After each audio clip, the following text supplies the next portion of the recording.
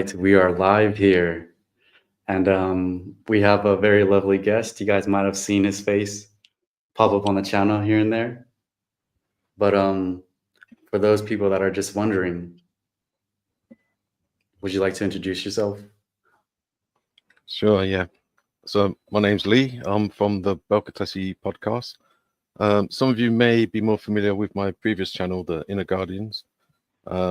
We took a little bit of a break. In fact, it was about almost over a year away from podcasting, which is mostly to focus on other aspects and the formation of what we would call a sea influence school of the fourth way.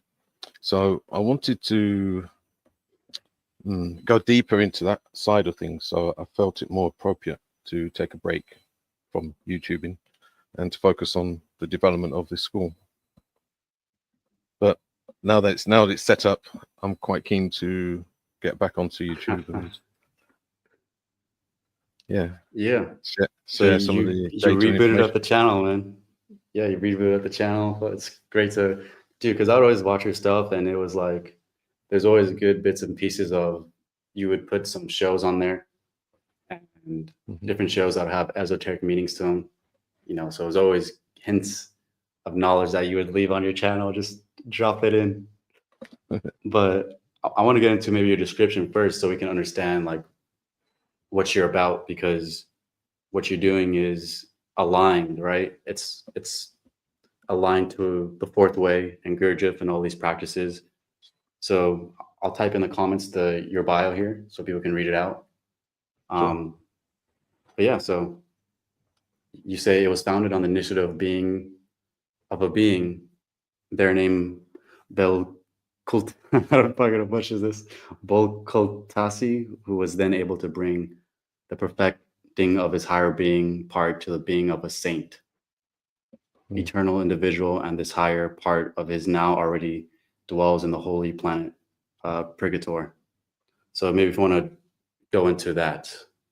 Sure, yeah. So I initially chose the name Belcultassi, which the name comes from Mr. Gurdjieff's book, All and Everything, the first series. And in many ways, you could say that Belcultassi represents the ideal or the idea of the initiate. So in many ways,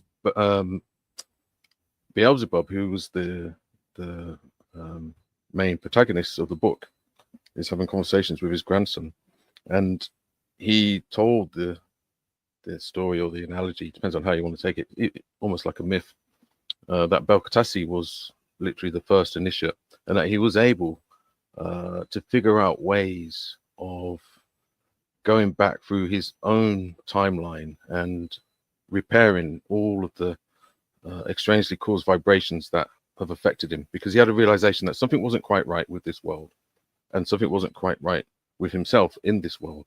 And when he had that realization, it wasn't just a case of him projecting out into the world saying, well, if we could fix the world, I would be fine. He realized that to fix the world, he had to fix himself. So it was almost like a symbiotic realization of the inner and outer worlds.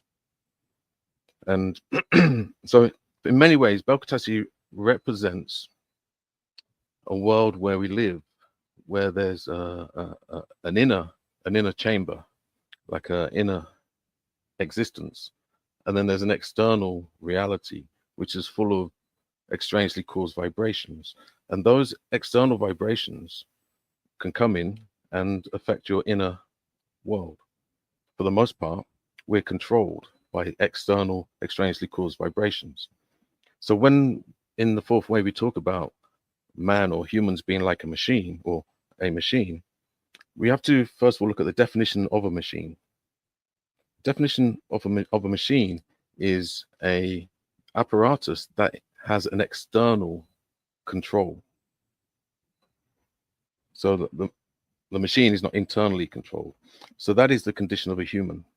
So humans, although they think that they're self-governing, for the most part, they live under the law of accident and of external forces, impulses, shocks, vibrations will come in. And that's largely because this realm was designed that way. Yeah, so you bring up one word or two words that I think will segue into the start of also a conversation here is the first initiate. I think that's a very big word that we can unpack.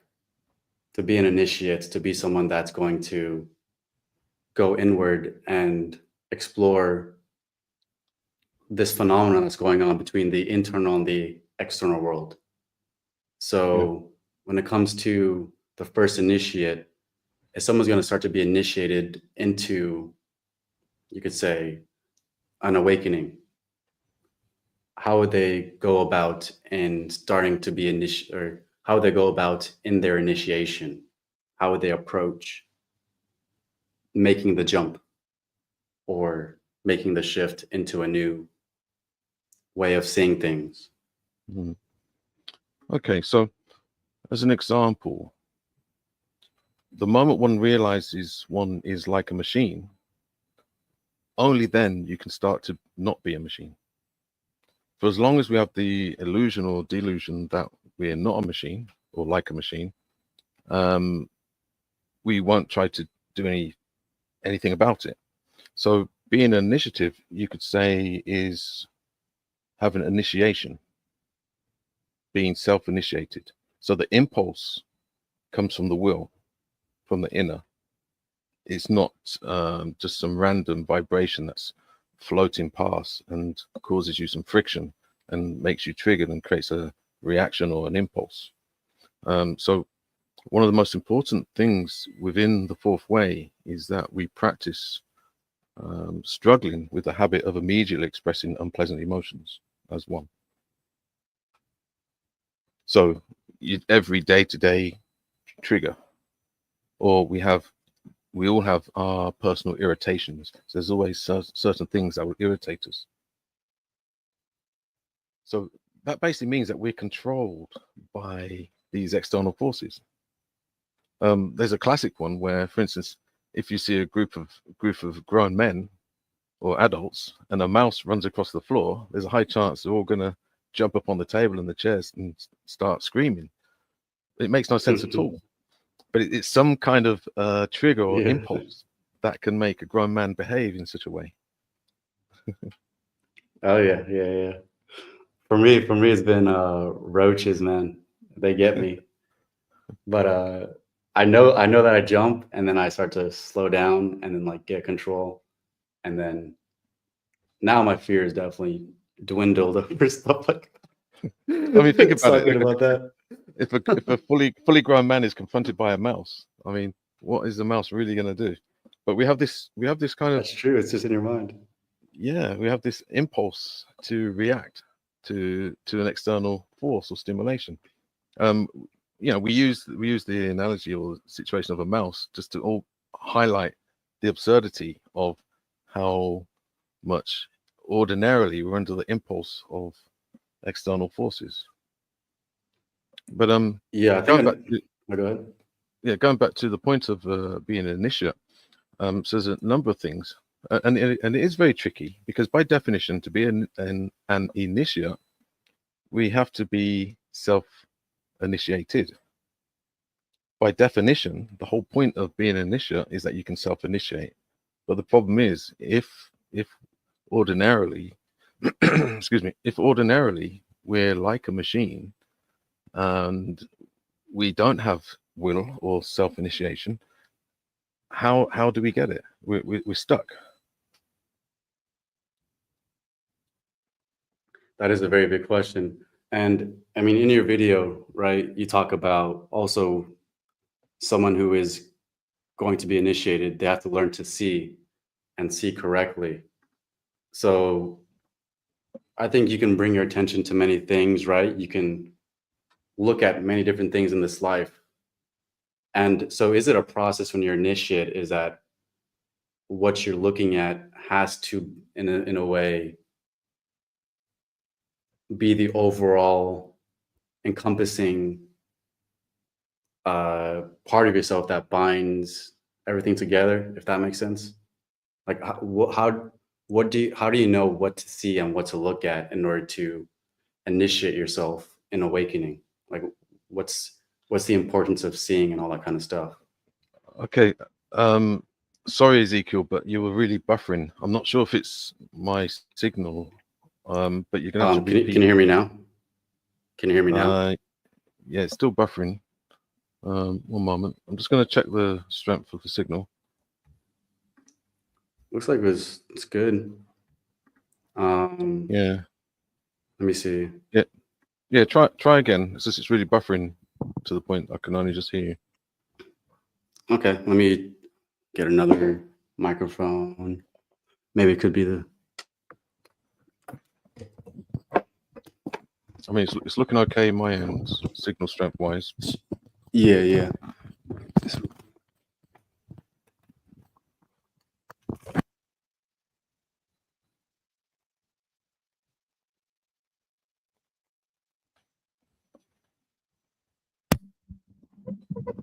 All right, how's that?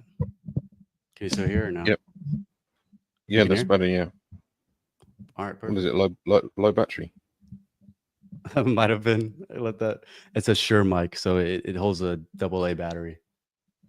So, oh, Sennheiser. Shout out to Sennheiser. Yeah. But anyways, so when it comes to the first initiate, they learn how to see, right? Or they're going through this process. They're learning how to see. They're learning what to pay attention to, if you will.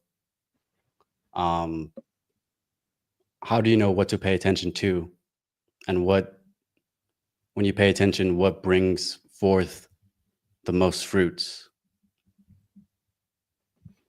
Okay. Well, I mean, there's quite a lot to unpack.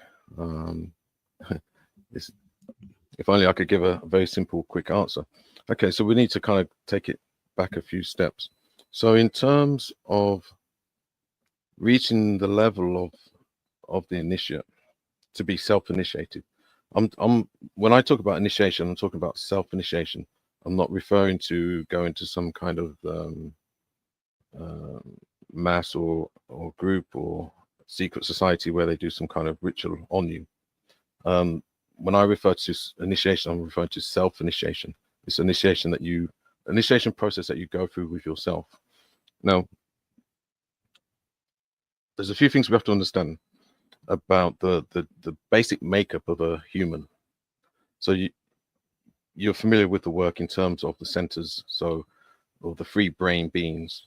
I generally go with the Gurdjieff model rather than the Ouspensky. I try to keep it as simple as possible.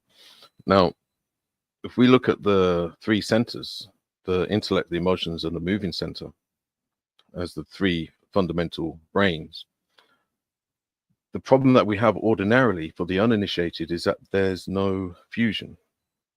There's no real connection between the three centers. The three centers operate independently in their own, doing their own thing in their own way, and in many ways they react to each other, and we have what's known as a wrong work of centers. So the first thing we do is we just simply observe. We observe the mechanisms, the mechanical nature of our existence. And this may take 2 or 3 years. This is a process of self-observation. We're just simply observing how easily we are controlled by external or extraneously caused vibrations, aka triggers.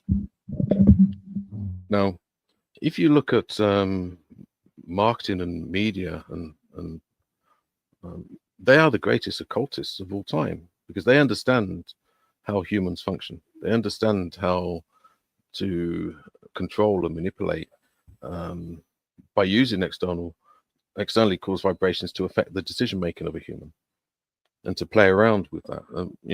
It's social engineering. They're almost the masters of this.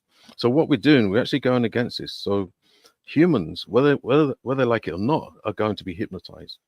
The ordinary state is on the level of being hypnotized. Now, when the choice is that we either hypnotize, we either hypnotized by an external force, or we self-hypnotize. And the first stages of that is the fusion of the three centers. So we have the active of the intellect, the passive of the moving center, and the neutrality of the emotional center. Now, we can't really do a lot with the emotional center because it's too quick.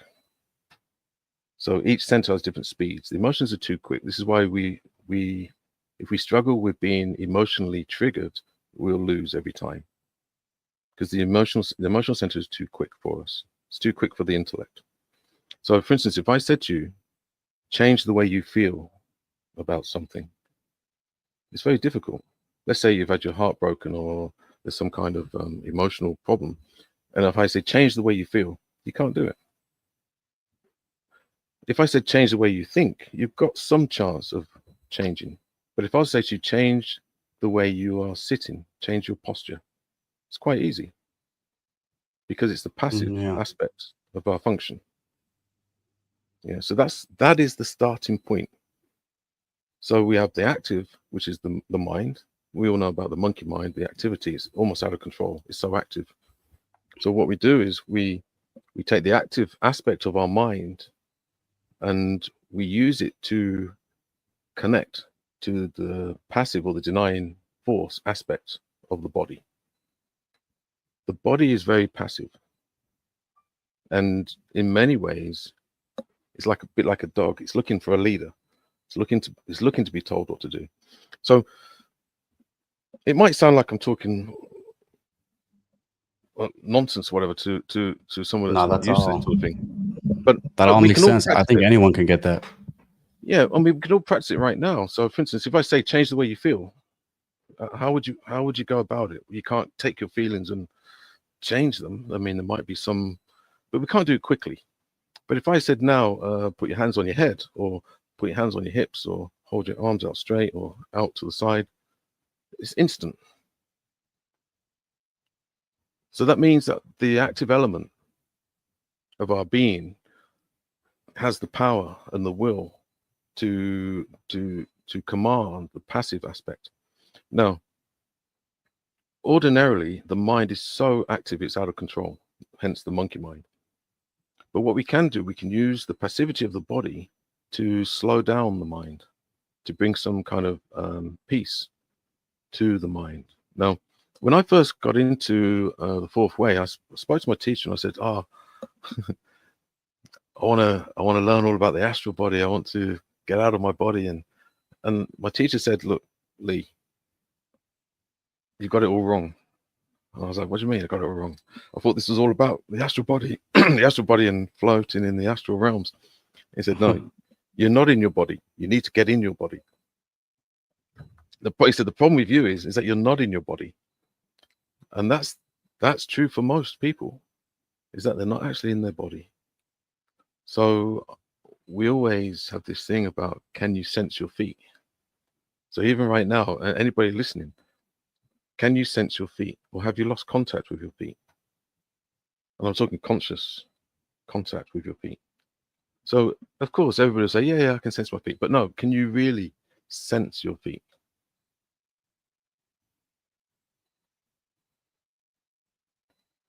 Now, if you can sense your feet, if you can consciously sense your feet, that makes you immune to being triggered. You can only be triggered once you lose contact with your moving center, with the physical planetary body. So it acts as like an anchor. But without going too deep into it,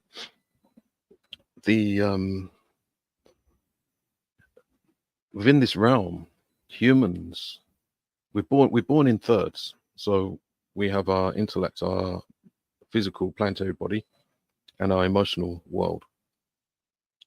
But there's one part that is governed by the moon. So our planetary body is actually under the control of the moon. Now, when you sense your feet, when you sense your body, when you have a full sensation of your physical moving center, it's like you're reclaiming it back from the moon. You're the moon is like a surrogate parent to that 1/3 of your makeup. By gaining the sensation of the body, starting with the feet and then working our way up, we then take ourselves out of the power and control of the moon, which is also part of self-initiation, because ordinarily the moon has way too much control over us to be self-initiated. It ties it into our mechanicalness, right? Yeah, the moon is like the weight of the pendulum on a clock. But the moon is not all bad. I mean, it's got a bad rep, but it's not all bad. It's got a bad rep. Yeah, there's some movies out there. There's some movies out there, you know. But in many ways we are dependent on the moon. So for instance, the moon is responsible for our instinctive aspect. So without the moon, we wouldn't have the luxury of having our heartbeat and our breath and our internal organs functioning automatically. So there are some benefits to being like a machine. Imagine like if you forget to beat your heart, then you just fall down and die. So there are some benefits to being like a machine. So I think it's a good time to create this differentiation to being a machine or being like a machine. So to the uninitiated, then you're a machine. To the initiate, then you're like a machine. You then start to own a machine. You become the operator of the machine, as opposed to just being a machine. And in many ways, for those who have studied Ouspensky, and especially in Search of the Miraculous, he was very much kind of into fixing the operator, whereas Gurdjieff was more like a mechanic. He would try to fix the machine and the energetics of the machine, so that the operator has a good machine to operate. Yeah. And part of too in your video you mentioned is how our likes, our dislikes, it's kind of what keeps us, like the way that we see ourselves is in only relation to our likes, our dislikes is only in relation to, you know, our self-centeredness. So we have no idea how to see really outside of ourselves, other than like we don't have a way to measure ourselves, if you will.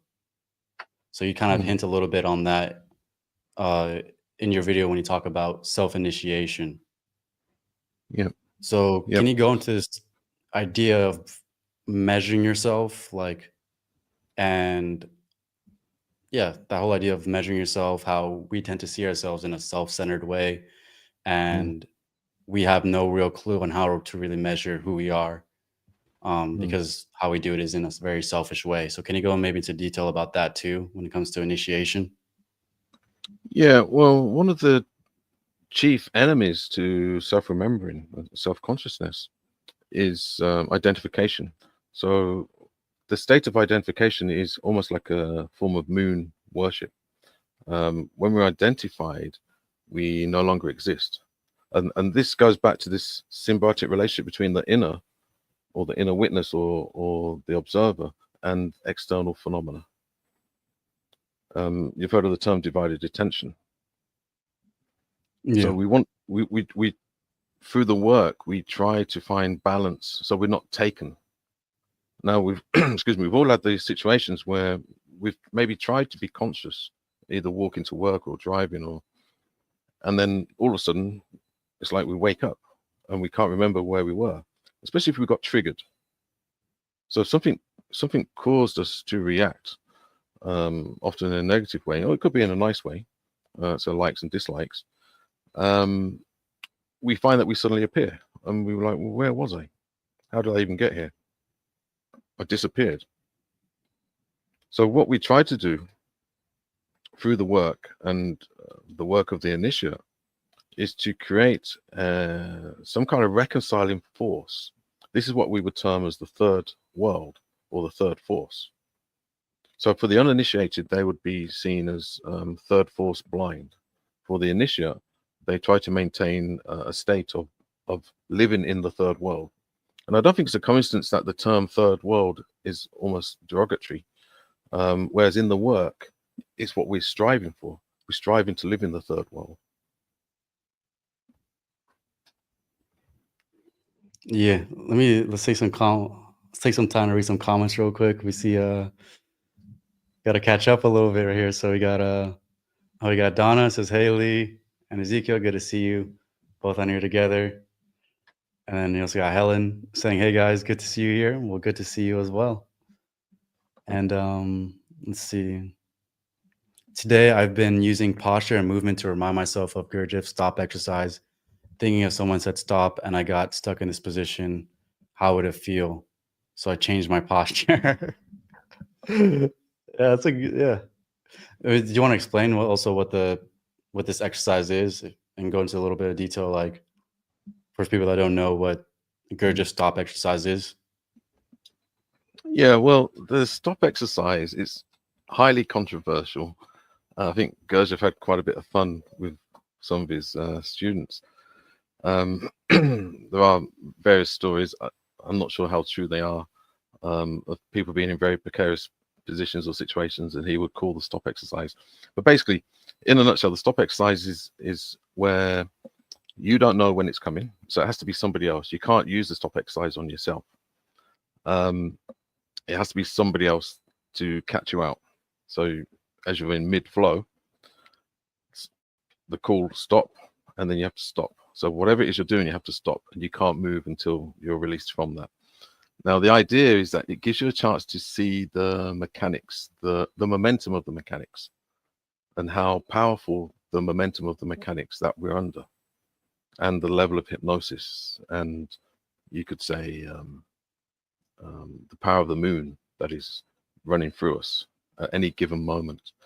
So yeah, so because for instance, if you say to somebody you're a machine or you're like a machine, people react. I'm not a machine. I'm conscious. I'm awake. People are very offended if you Yeah, call them a machine. But in reality, yeah, we are like a machine. And the yeah. stop I mean, that's exercise hard to is to expose that. well, it is hard to grasp because if you're just a normal civilian and all you're told is like, all you're told is like, do good, be responsible about your life, go after what your passions are, do what you need to do, raise a family, all that kind of stuff. Like, I don't think this fits in anywhere near something like that. I think there is a Mhm. lot of people that live lives like that. You know what I mean? Like they'll just that's all there is to them. They do it. They have their they have their likes and dislikes. They have hobbies, places like to travel. You know, have a Mm. job, and then when it comes to stopping and saying, "Whoa, like okay, there's something strange going on," some like you don't see how you're asleep. These kind of ideas. I don't think it's for most people. That's kind of hard to grasp because nah, because you learned in school. You've been certified. You've been credited about your work. You've been given credit. All that kind of stuff. I think it's a lot of things can reinforce, like you mentioned, like a lot of things can reinforce your sleep or reinforce. You can hypnotize yourself quick. So that's Yeah, interesting. Interesting. You mentioned that. yeah. The Gurdjieff would often describe the main problem with contemporary humans is the education from childhood. So it's how basically we've been programmed and to see life in a topsy-turvy way. And the things that we should try to work against are often promoted, and the things that we should work for are ignored. I always say to people, whatever you didn't learn at school, you should really focus on, or whatever they didn't teach you at school, you should try to focus on, because there's probably some wisdom or knowledge in there. Because the education So, system is not for us. You have to remember that the education system is not for us. so do you think education should be self-initiated, or like what is just an opinion around like education, right? Do you think someone should the parents should help the kid initiate their own learning? Like how would that go about in terms of getting someone to learn and trust in, you could say, higher centers? Well, I think first of all we need to have a better understanding of the apparatus or the anatomy, the real anatomy of a human being, and the function. So if you look at the media, it's always on about the dysfunction of society. That's mostly because there was no education given of how to be functional. So as an example, what I spoke about with the active intellect and the passive nature of the planetary body, nobody ever told us that we meant to fuse them. And when you fuse them, you create an equilibrium with the emotional center, which is the reconciling force, which will give you 3 parts. So we're living as a whole. So so here's an example. When we make decisions, one of the fundamental problems that we have when we make a decision, so some people will say, I'm not going to smoke anymore, but they'll be sitting down when they make that decision. So it'll be like an intellectual decision or even an emotional decision not to smoke anymore. Then when they get up, walk across the room, they pick up a cigarette and start smoking. Why? Because the body wasn't informed. The body wasn't part of that decision. It was made by the intellect or the emotions. Because we're living in parts. So if you really want to stop smoking, you really need to inform all 3 centers or all brains, not just one brain. So even the term 3-brain being is very revealing. Now, in ordinary education, we're not really taught in that way. We're taught that we have like a brain in the head, and that's it. Yeah. And then we wonder why we wonder why we struggle with habits. Now, habits are just programs.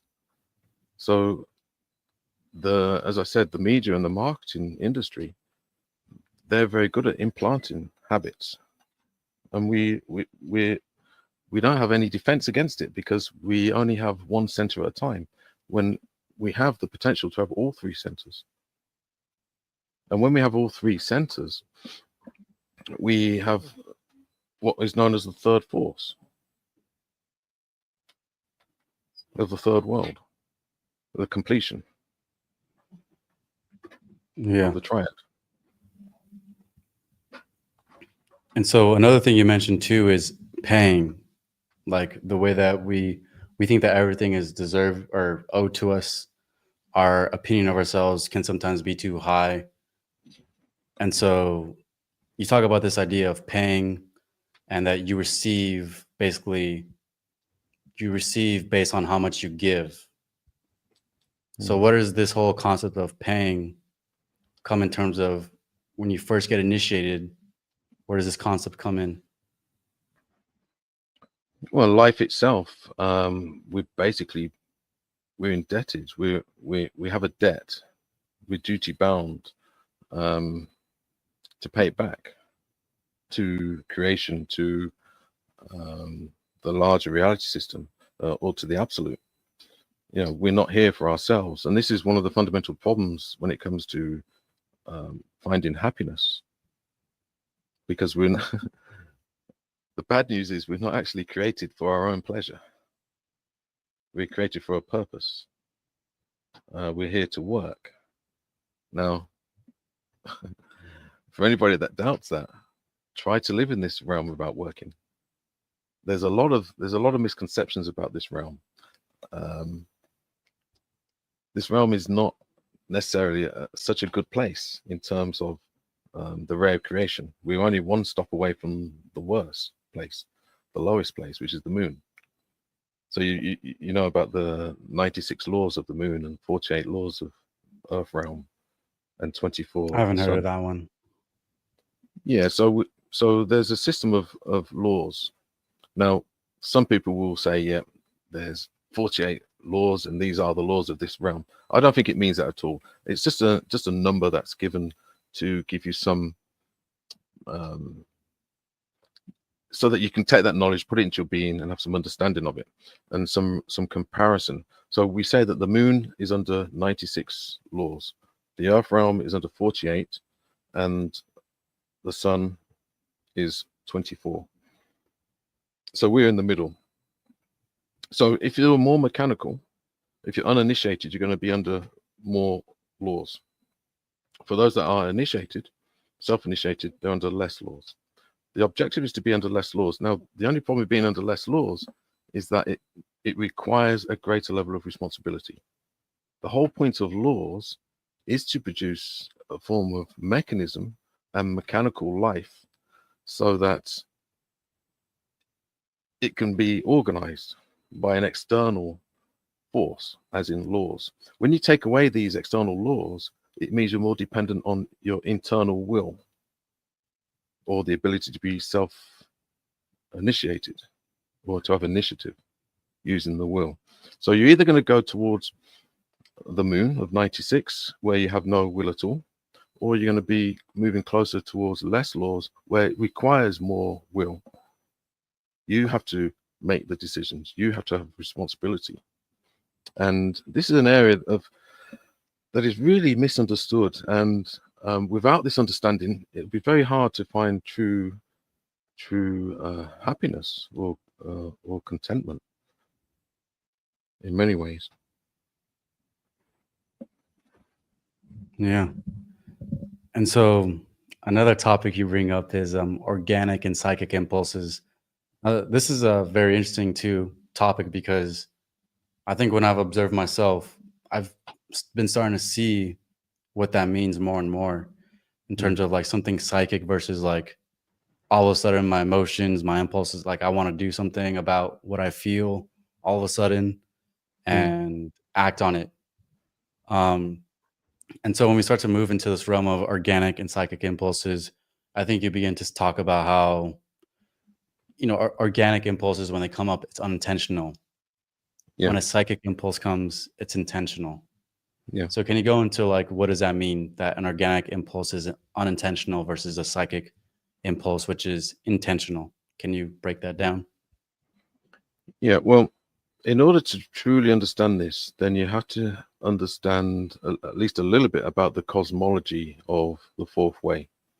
And without a cosmology, we're pretty much lost. So when we talk about cosmology, we're not just talking about planets and stuff. We're actually talking about like our real purpose as to why we're here. And where are we? What is this place? Can this place be fixed? So within the work, we kind of have this understanding that this place is actually functioning perfectly as it was designed. This place is not to be fixed. It's almost like a seed in a plant pot trying to fix the soil and the plant pot, when in reality, it's destined to a far greater place, which is outside of the soil and the plant pot.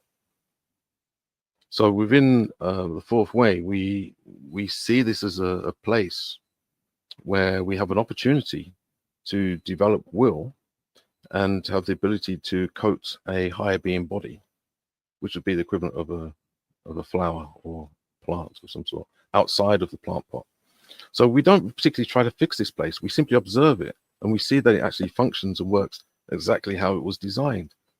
It's designed to be troublesome. It's designed to manifest extraneously caused vibrations. Every time we're confronted with this friction of an external vibration, we have the opportunity to do the work. So in some ways, it's a blessing. Now, going back to the point of organic and psychic, once again, we're led to believe that if it's organic, it must be good. But in reality, nature and the organic aspect of nature has its own agenda. Nature doesn't care whether you produce a higher being body. If anything, it wants you to be food for the moon. It wants you to produce certain substances to be part of the food chain, to feed the moon. Now, we're living in a food chain. Life eats life. For as long as we're living in a food chain, there'll never be justice. It will never be fair. One thing has to consume another. So the whole notion of, because it's organic or it's natural, it must be good. Well, no, try living in the wilderness. You'll be eaten alive. And there's nothing, excuse me, there's nothing in nature that will help you.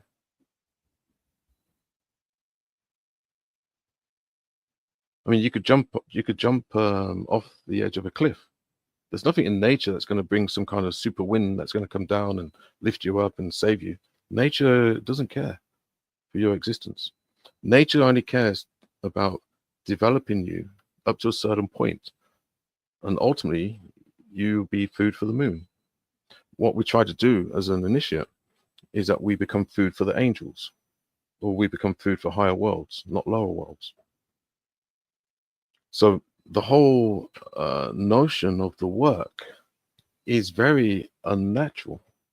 We're going against nature by doing the work. And we don't produce so much food for the moon. We produce food for angels or higher worlds. But when we produce food for higher worlds, we actually produce food that goes into reciprocation. It's not like a predator-prey type of relationship. How hard can that struggle be to resist against nature? Like, at what point did you realize maybe like, oh crap, like this work that I'm doing here? Yeah, it's a lot of work. Like, at what point did it become like that? Or did it become like that? How was your experience? No, I think it's an ongoing process. I don't think we're ever fully released from nature because we're living in the natural world. Now, I'm not saying nature is bad. I'm just saying that we don't really have a good understanding. We may have knowledge of nature, but we don't have an understanding of nature. When I was a child, my favorite subject was biology.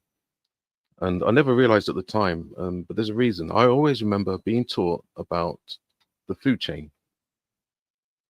That was literally like a defining moment in my childhood, was when the teacher taught me about the food chain and that life eats life and the reciprocal nature of and maintenance of nature and life, and how one thing is dependent on another for its survival and all of that stuff.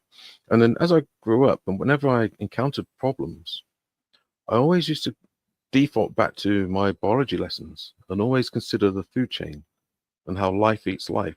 And pretty much that will explain most of your problems that you'll encounter on a day-to-day basis. Because all you're doing, you're encountering life eating life. So even if somebody doesn't like you or somebody's trying to cause a problem against you, that'll just because they're trying to survive at your expense. It's nothing personal.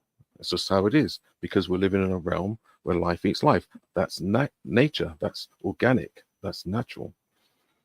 Now, to go against that means that we become, well, that's the true definition of psychic, because we're using our consciousness to actually consciously go against nature in many ways, because nature wants us to survive. And this takes us back to the three brains. And this is a very important point. So our three brains, the intellect, the moving center or the planetary body, and the emotions, are there for our survival on a planetary level. That's it.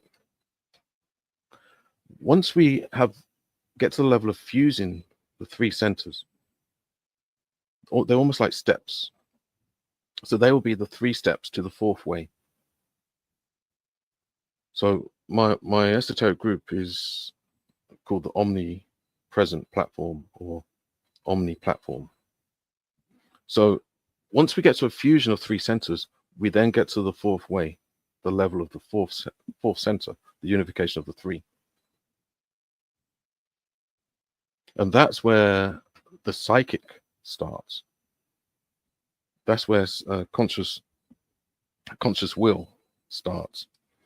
And I'm not sure how familiar you are with Gurdjieff's teaching with regards to the conscious shocks, or the first conscious shock being missing, which is self-remembering. So humans ordinarily don't self-remember. Yeah. No, I was just say, like, I'm somewhat familiar with the concept, but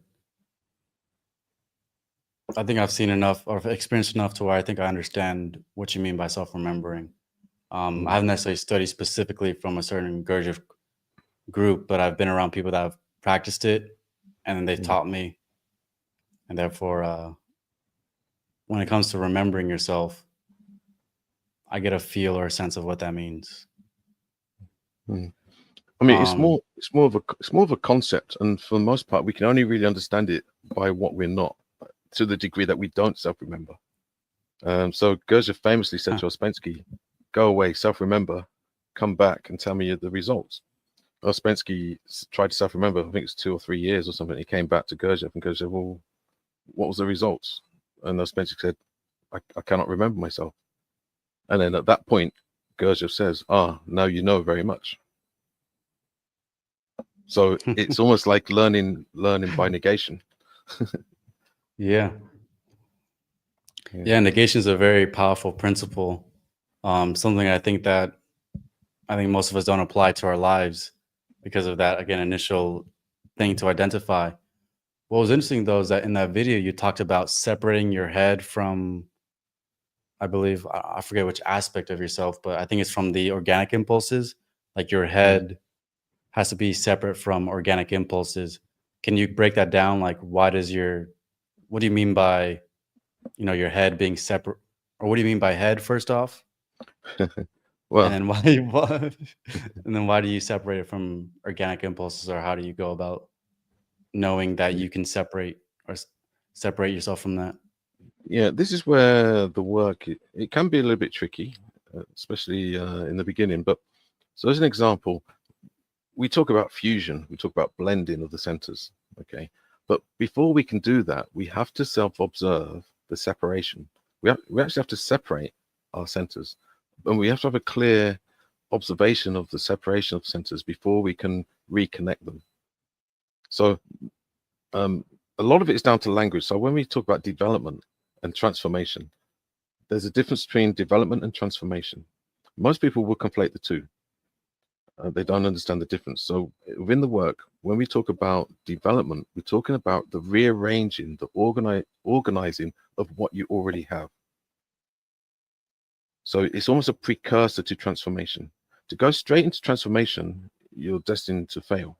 And you'll see this all the time when people are like, "Oh, I'm going to we'll see it in January. I'm going to transform my life." Let's see in January. Yeah. But what we really need for transformation is the reorganization of what we already have. So we already have 3 brains.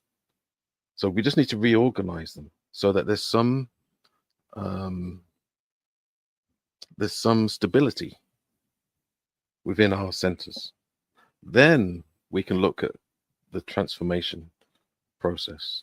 So the transformation starts once you get to the 4th level. So we've got the moving center, emotional center, intellectual center, and then we've got the 4th way. The 4th way is where it starts. It's the start once we've had the stability, reorganization, and development of the lower 3 centers.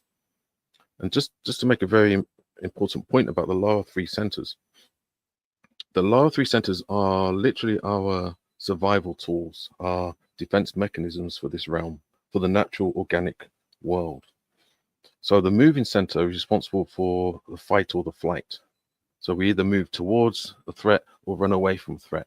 They're very basic survival mechanisms. Now, over time, we've been able to dress it up to make it look like we're civilized. But in reality, when push comes to shove, when we're in fear or there's a threat, we will go to our default of survival. So the planetary body or the moving center is to run forwards or run away. Maybe not literally, but it could be more as a concept. Now, the emotional center is designed to give us highs and lows.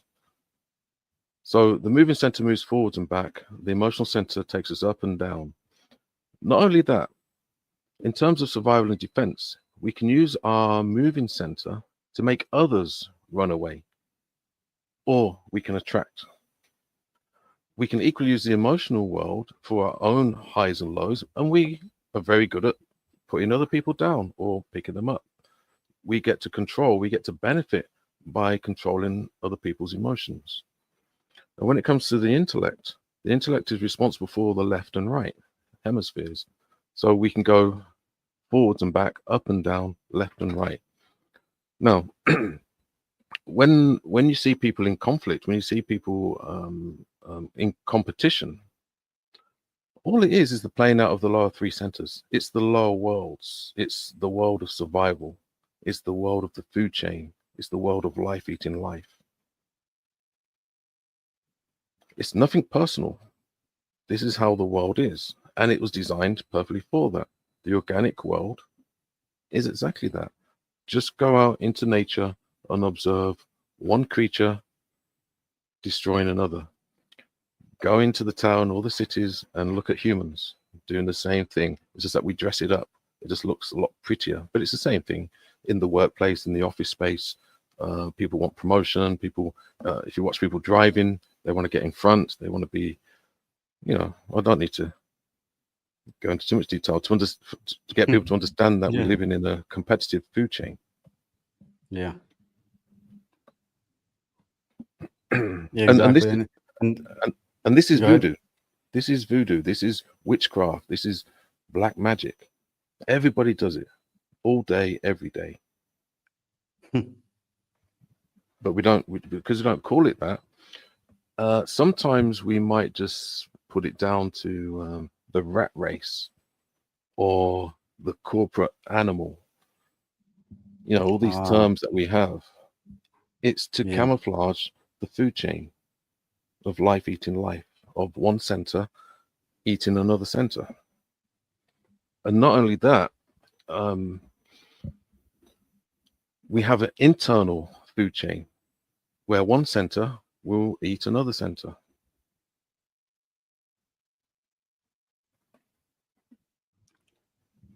And so one thing you mentioned too is how, okay, so if you're to get clear on a definition by what you mean on separating your head, right, or the word head, you're saying it's like your intellect?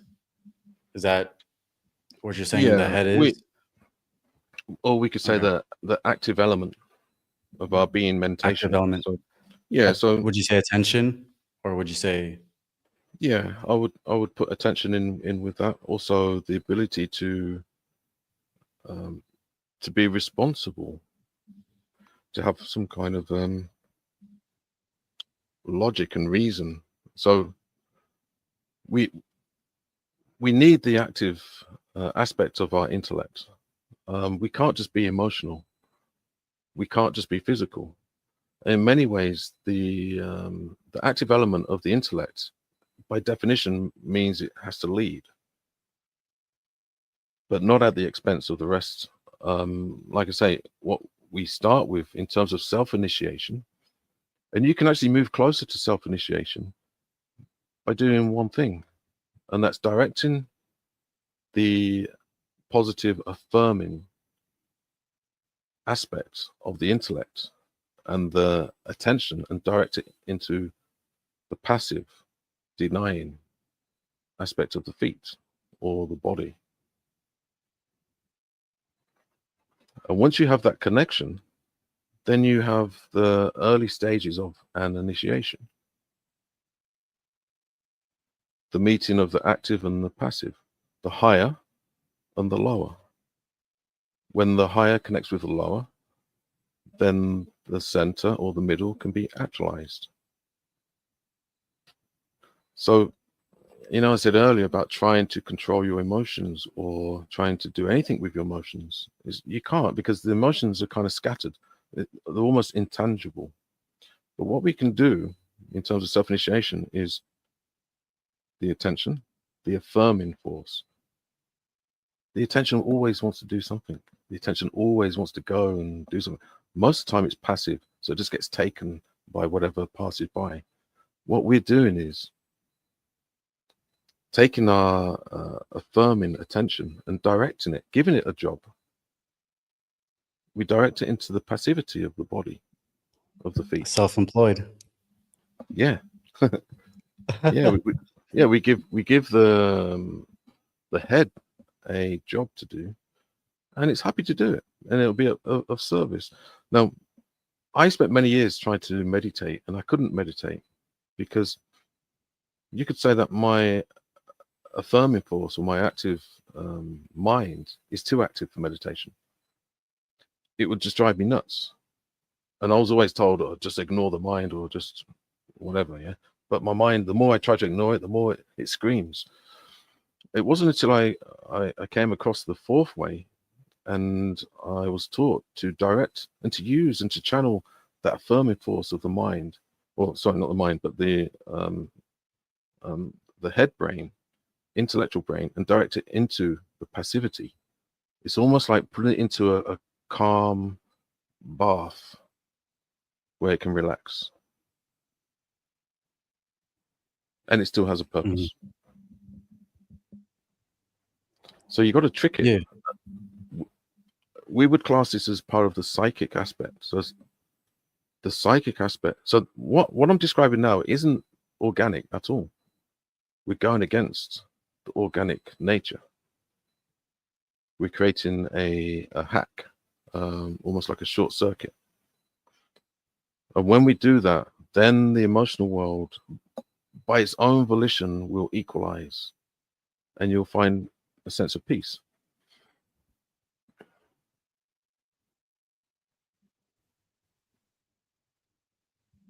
Yeah. So you also talk about making the head a watchman, if you will. Can you go into detail, like what is that to be the head to become a watchman? Yeah, more like the observer. Observer. Yeah. Okay. So self-observation. So, I mean, we can use observation in many different ways. So the fundamental of self-observation is observing yourself. So, excuse me, sensing the body is a form of observation. Observing the posture. So right now, anybody that's listening or watching, simply observe your posture. What is your posture doing? Where are you in terms of, where is your posture in terms of the time and space? Was you even aware of a posture? We can observe our body temperature. We can observe the density or the weight of the body. We can observe the temperature of the room, the ambient temperature of the room around the body. So all we're doing is kind of expanding our observation. So then we can observe ourselves in terms of how are we when we're confronted with extraneously caused vibrations. So one of the tricks, not tricks, but one of the techniques that Gurdjieff would often use was that he would hold meetings in very busy cafes intentionally because of all the distractions, because he wanted to encourage those engaged in the fourth way to be able to do like a form of meditation in real life, because the fourth way is to take place in life. Because it's no good being able to, I mean, I've done it many times. I remember when I was maybe 19 years old, I used to go to the local Buddhist temple, and I'd sit with the Buddhist monks and meditate for a couple of hours, and I'd have amazing experiences. But then I'd jump into my car and drive home, and probably halfway I'd be in some kind of road rage. Oh yeah. Oh yeah. It's like everything is 2-hour training just Gone. Yeah. out the window. That's happened to me too. And continuing to stay in that watchful state, you know, eventually you understand your response to something, and then you can slow it down, like how you mentioned, by just like seeing the body's like immobility, like how it's not moving. You can get your attention in your body, and you're like, oh, okay. You can then start to slow down a little bit. Just a quick thing. If anyone has any questions for Lee or for myself, go ahead and drop a question now in the comment section. We can answer some of your guys' comments, stuff like that. Yeah, because I want to get to you're giving guarantees to that. No guarantees. No guarantees. but if we so obliged to answer, yeah. But so yeah, that paying attention, observing. You mentioned that there's many different things you can start to watch, and then Mm. eventually it leads to more of an opening. Or at least that's what it sounds like to me. Um, and Yeah. so Well, um, so in the end, we're trying to, in many ways, the end game is to create an equilibrium between the inner and outer attention. So there's a balance. Um, for those who are not aware, within the fourth way, we don't just talk about one type of food. We talk about, there's three fundamental different types of food. There's the food that we eat, there's the air that we breathe, but the most important food in this food chain is the impressions that we receive and the perceptions that we receive. Now, we only truly can feed upon those impressions when we're not identified, when there is somebody at home to receive the impressions.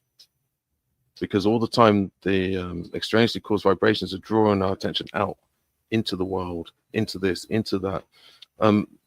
This is my pet hatred for sort of like either conspiracy or truther movements, is that they're obsessed with it's this, it's that, it's look over here, look over there, look in the sky, look anywhere other than oneself. So the kind of conspiracy industrial complex is actually orchestrated intentionally to block people from doing the work under the guise that they're doing something. But all it is you heard of doom looping, yeah? doom looping, no, I've not heard of that. Oh, yeah, it's kind of like a condition where people become obsessed. They become obsessed with bad news, and the media is there to provide the Bad news bad bears, news. yeah. So by doing the work, we then there has to be somebody at home to receive the impressions, and because that's the highest form of food, it offers nourishment for the mechanism, for the machine. Gurdjieff, so for instance, Ouspensky, he often spoke about it being a psychological problem of humanity, whereas Gurdjieff, he was very clear that it's an energetic problem. The reason why we can't self-remember is because we don't have the energy as fuel, because it requires a particular type of energy to self-remember. And self-remembering isn't just about like being self-aware, self-conscious, although it is part of that. Self-remembering is also remembering the purpose, why we're here, where we're going. So when we self-remember, we're remembering that we're developing a higher being body. Yeah, part of that too, right? Because I mean, if you want to put it in the context of aims, is that if I want to do a marathon, for example, right? It's like if you're an athlete, you're trying to do a marathon. There's always sometimes different points in your training where you realize I can't push any further, and then you need another source of fuel to really keep yourself going. Because maybe before you did it for fun, or maybe before your intention was, oh, like, I'm trying to be number one, but that whole, like, when you tell yourself, "Oh, I'm gonna purposely try to become number one, the first place in this race here." When that's not happening, you start to suffer. Like, you have to find another fuel source to keep yourself like up there. So I think most people can't really remember or dig deep on like why they're actually doing what they do. So then they just stop or they don't achieve what they're trying to get after. Would you Yeah. agree to like? So how do you then start to search or inquire about your true intentions or aims? Do we have to begin to take steps back? Like if I'm going to become, I know I give the example of a race, for example, right? Do I have to take time and preparation to myself and like understand why I'm doing this? Is there a certain way in which you can stay in that continual state of, okay, you have an aim and you want to go straight towards that aim. Mm. Is there a way to continue straight, or do you have to figure out like different ways to leap around? Like, how would you go about achieving an aim? Well, we're living in a world of laws, and one of the laws that we have to really consider is the second law of thermodynamics, which is entropy. So if you throw a ball, you throw it, it goes up, eventually it comes down. We don't ordinarily or naturally have perpetual motion. Now, this subject is actually the possibly one of the most important aspects of the fourth way, and it's probably the most misunderstood part of it. So you've heard Buddhists talk about that there's no straight lines in nature. Now, the reason why there's no straight lines is because of entropy. Also because the rate of vibrations change. So it creates like almost a circular effect.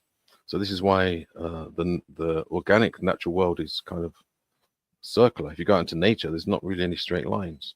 And that's because of the derivations or the deviations from aim. So when we have an aim, it could be that, I don't know, I'm going to give up chocolate or something. It's a good aim. I might do well for a few hours, but then something external is going to come in and present the temptation of eating chocolate. Almost as though the algorithms of this realm will start working against your aim. One of the techniques that we use in the fourth way is that if you want to start to see how the algorithms of this realm work, is to set an aim. Not a big aim, just a small aim. And straight away, you will almost see it's like a conspiracy against that aim. Now that's the laws of entropy that are coming into the aim. So the aim is here, and at some point, something will come in and take it off course. Now, if we achieve the aim, we will often say how great we are. If we fail at the aim, then we'll just blame other people for our failing. That's just kind of like how humans are. But for the most part, we don't have any aims. We're kind of aimless. We may pretend to have aims, but seldom do we actually achieve those aims. And quite often when we set out with an aim, we generally don't get what we set out to do. Now, this would be the differentiation of, say, conscious art. So a conscious artist is an artist who has the ability to penetrate their aim into their art. So that art becomes almost eternal. So for instance, if I look at a Rembrandt today, I can get a communication from the artist after many, many years. Whatever aim was impregnated into that piece of art, I'm able to bring it out into life and appreciate that. And we go into a type of reciprocation, an energetic reciprocation. So the energy that I'm giving to that piece of art that I'm observing is actually connected to the energy that Rembrandt would have got when he woke up that day and had inspiration to paint some piece of work or self-portrait. And this is kind of the reciprocal nature of energy appreciation in retrospect. Once you can kind of get your head around that, your reality almost takes on a completely different meaning.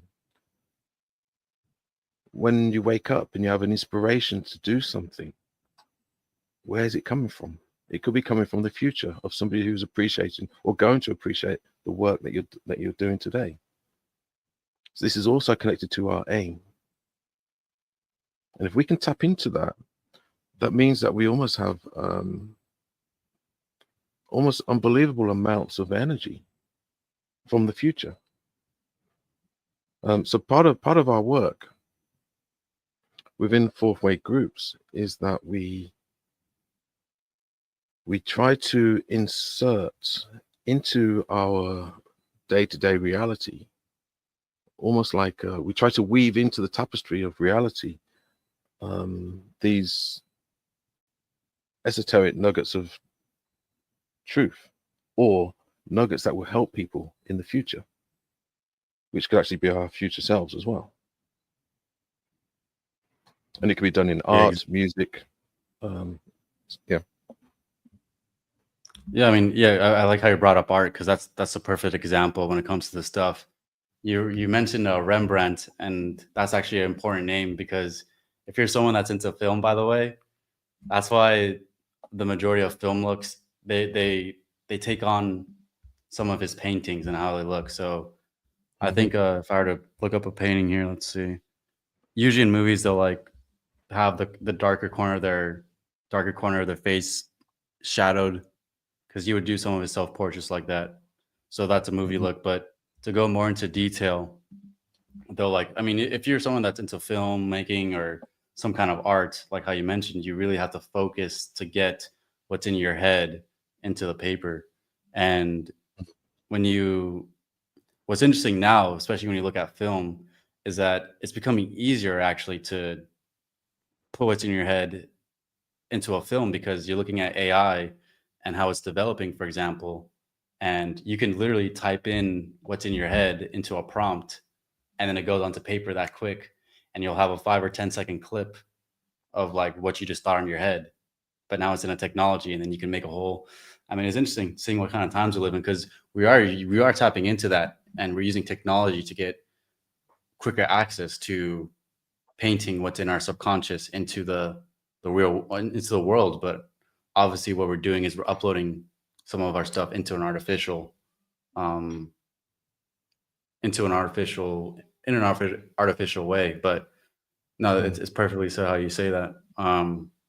That's what I've been thinking about too, in terms of, filmmaking or art in general. It's like you really have to stay attentive and focused to like what your aim is, or else like, yeah, what you do doesn't have a weight. And we talk about energetics too. Like when you paint, um, when you're painting, it's like, it's not just the art that makes it, it's also the energy you put into your art. And it becomes something even more special when you're focused on creating that. And so that stands out to me when you say like, oh, Gurdjieff says it's an energetic issue versus Ouspensky, I think, says it's a psychological thing or something. But Yeah. it's interesting to think about that when you realize that energy, like if you look and think in terms of energy, that means you have to know what you're experiencing. And so, and you have to be closely acquainted to what your experience is, versus, I mean, I wouldn't try to think of another way to see it, but I think that's just kind of how it is. Like you have to know what energy you're feeling and experiencing, and that kind of translates into your thoughts. I mean, would you agree to something like that, or is it something like, what do you see, like the thoughts that you have? It's energy, right?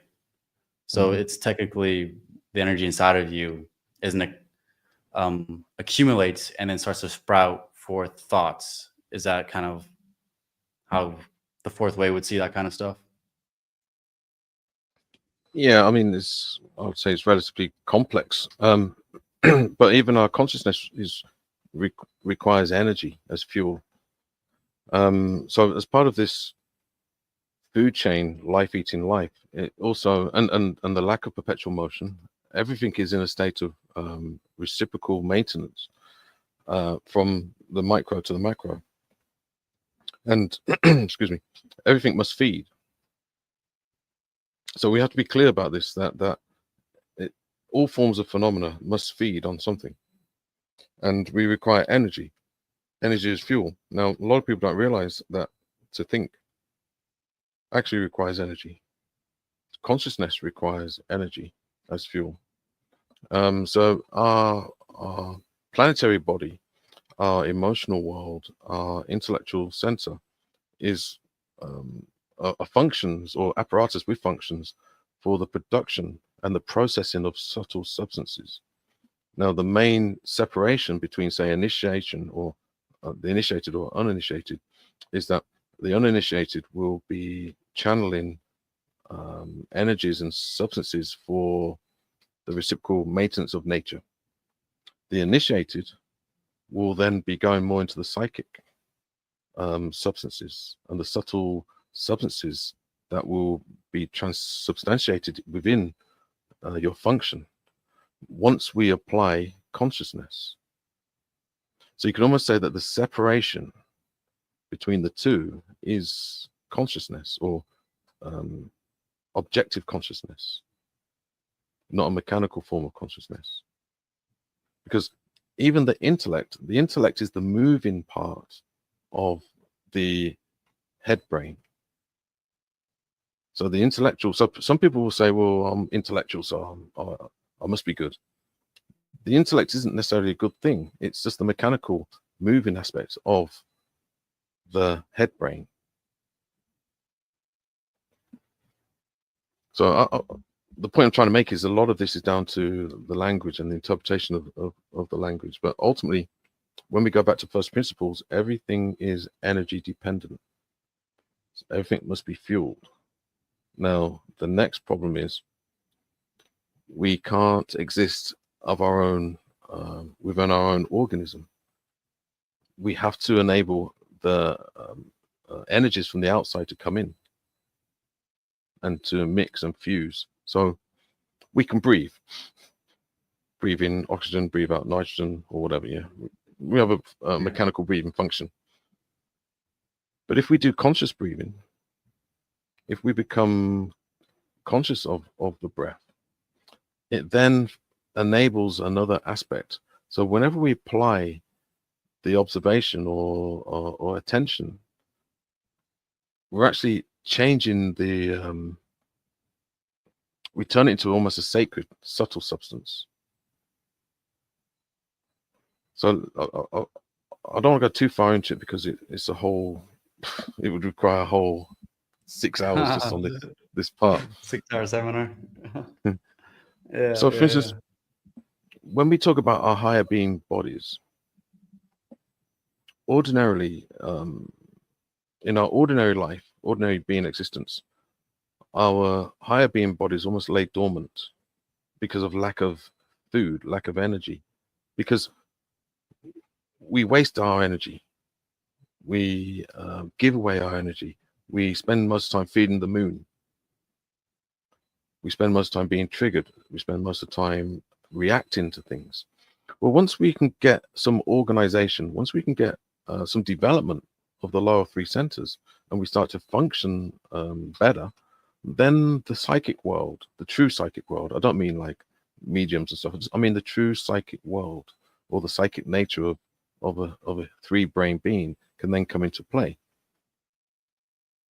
And with that, then there's other possibilities. So even when we breathe in, when we become objectively conscious of the function of breathing in and out, we can then actually start to channel that breath into the higher being body. We breathe life into the higher being body. The higher being body isn't something that's like a future projection. The higher being body is actually, it's already there, it's fully formed.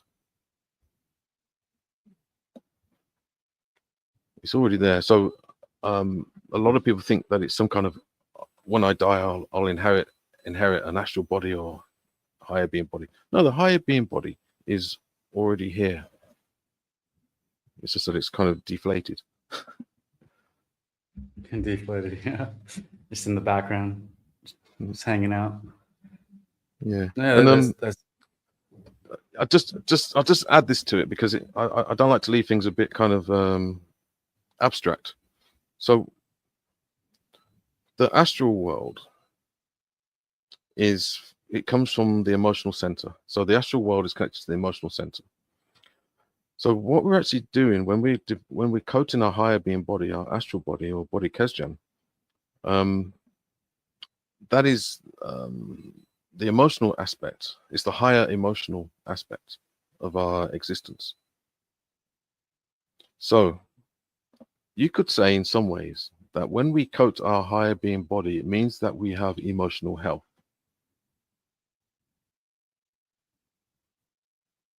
And it's almost as though we could actually ask our higher being body, what should I do in this situation?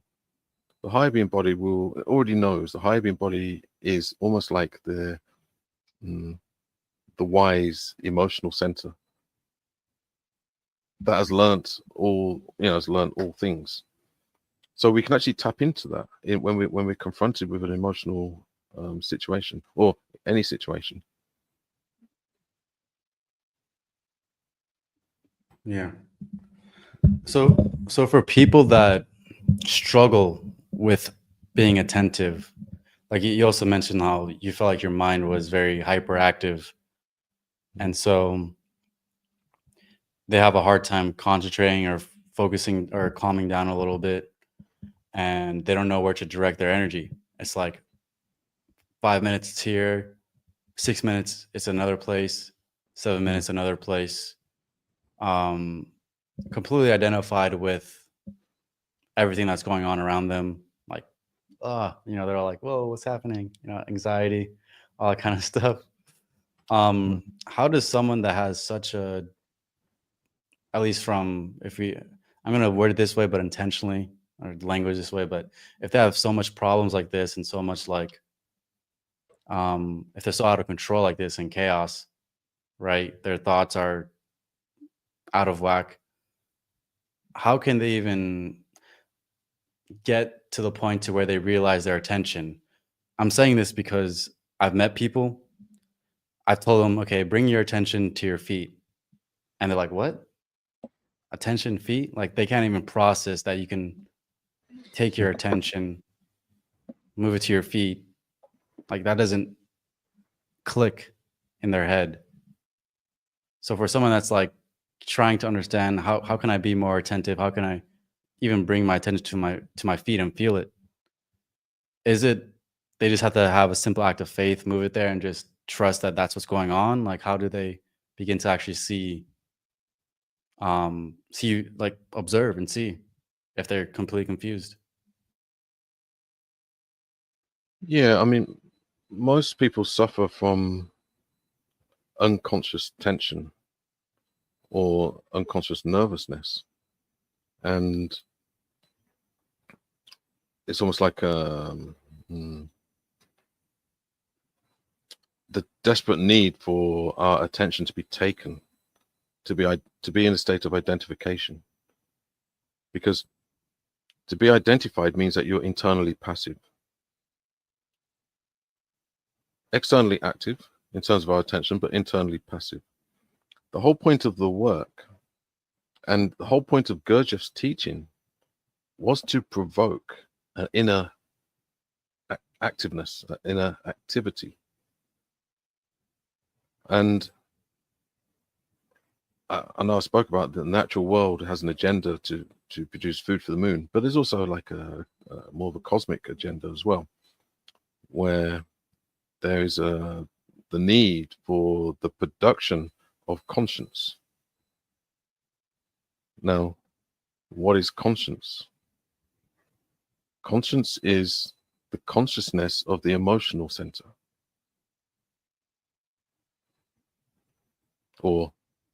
So consciousness is like the intellectual center. Conscience is the activity of the emotional center, or it's a function of the emotional center. So we're actually trying to produce conscience within this system, within the local system and larger system. We are apparatus for the production of conscience. Now, in order to do that, we have to go through this process of the unknown. I mean, we have to be okay with the unknown. We need to be able to live inside a question and be okay. This is why, for the most part, we don't know what's going to happen tomorrow. I mean, here's a good example of how this realm works. So, technically, there's only one way to be born into this realm. There's only one way to be birthed into this realm. But how many ways are there to leave this realm? There's not one set way to leave this realm. There could be a million variations of how to leave this realm. Now, that in itself, surely that's going to cause a lot of nervousness, a lot of anxiety. And Yeah, you wonder how you die. yeah, How many days? now, Like, there's like death counters online. Like, how many? Like, they'll predict how many days till you die or something. Yeah, mhm. it's crazy. Right. So that the inability, and Gurdjieff will call it the disease of tomorrow. So we're always putting off until tomorrow. Oh, don't worry about it. I'll sort it out tomorrow. So we don't confront our own mortality. And this is what is the fundamental cause of our nervousness, of our excuse me, of our um, ability to be distracted, the ability for our attention to be taken. Because it's almost like, I'd even go as far to say it's the main cause for things like drug abuse, alcohol abuse, is because of the inability to face the inevitable fact that we're going to die and we don't know how.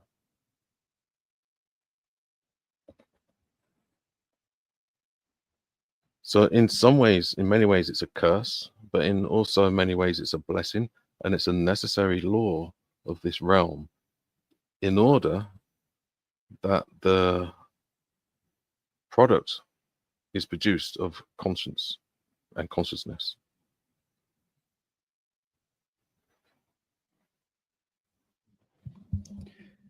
And so you mentioned being okay with the unknown, and when it comes to these questions of death, it's just a matter of being okay with the unknown. But when, because I understand that, right? People procrastinate, people will put things off, and then it'll get like I've been in that spot where you just put everything off to the point to where you're like, all right, I don't even know where to begin, like, and all that kind of stuff. So Mm. it's definitely what you mentioned. You need to turn inwards.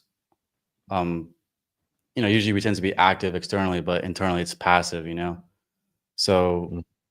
I think how you mentioned earlier with the self-initiatory stuff, like I think that also comes into play with getting over this fear of death, right? When you initiate your own, awakening Mm-hmm.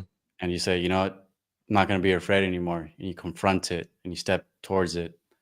Um, and you almost have to like stand in all of its fury. And it's like a storm category 5 hurricane. You're standing in the middle of it, you're like, whoa, like Mm-hmm. this is intense, to experience life with this much passion and this much intensity is can be definitely, for some people, overwhelming. For some people it's blissful and like, wow, this is amazing.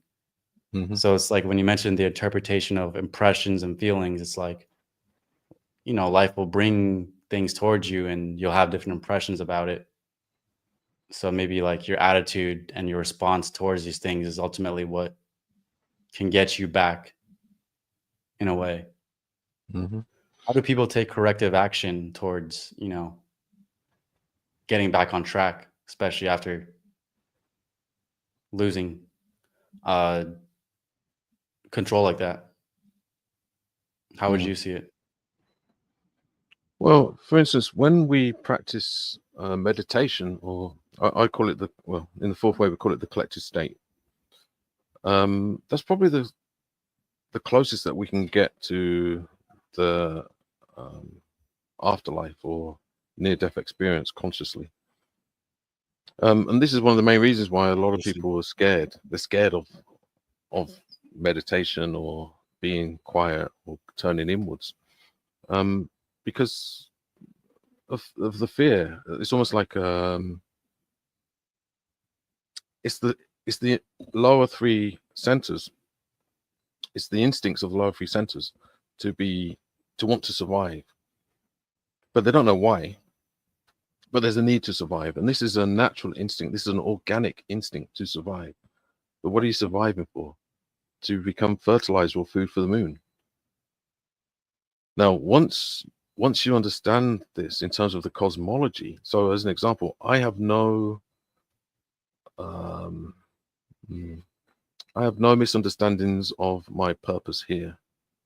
I don't think I'm here for myself, and I don't think that this is a desirable place to be.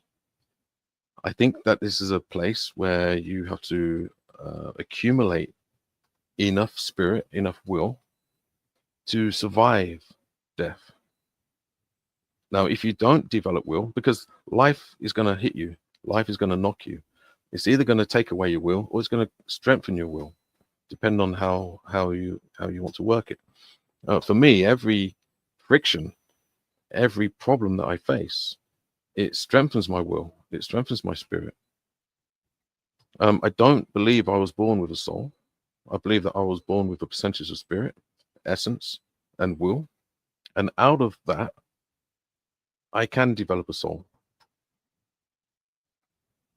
But I don't want to stay in this realm forever. I'm not here to fix this realm. If I can make this place a slightly better place, then that's good. I definitely don't aim to make it a worse place than before I came. But this place isn't here to be fixed because it's under 48 laws. And it's a food chain,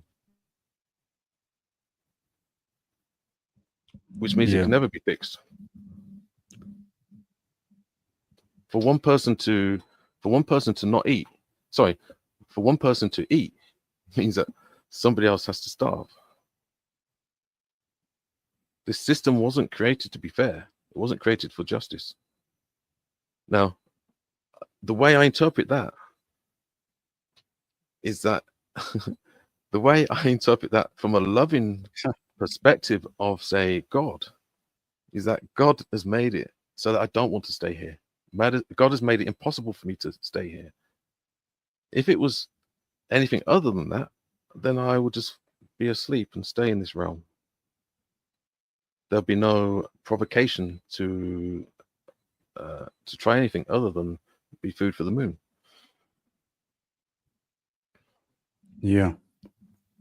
What do you think of the saying, you either live long enough to see yourself become the hero, or how does it go? You either live long enough to see yourself become the hero or you become the villain. What do you think of that saying right there? From a work perspective, well, I think we're a bit of both. To the natural world, I'm a villain. To the organic world, I'm a villain. Yeah. Because by doing the work, we're actually creating an artificial life away from the organic life, because the organic life wants to produce food for the moon. It's lawful for world 48 to produce food for world 96. And I don't just mean when you die, I mean every moment of your existence, you're giving off, you're emanating or radiating energies and forces that are being eaten.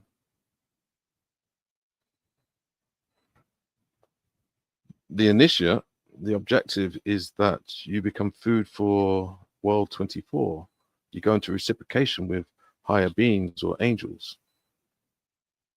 The food chain doesn't, unfortunately, the food chain doesn't stop right after this realm.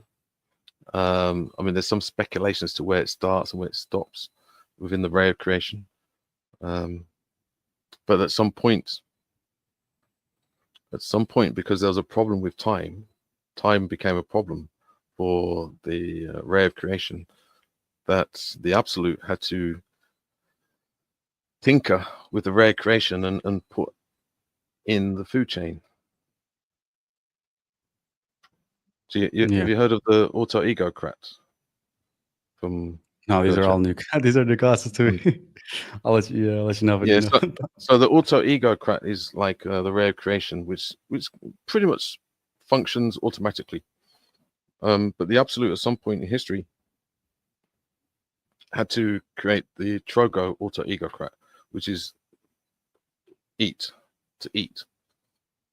So in other places, maybe they don't eat. There's no food chain. Whereas in this realm, this earth realm, we have to eat. That's a major problem.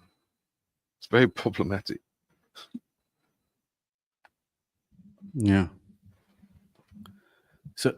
So I remember, I think in a video you just posted too, actually you just mentioned like the idea of like precepts and then actually like experiential knowledge and being able to move past basically an idea of esoteric concept esoteric concept.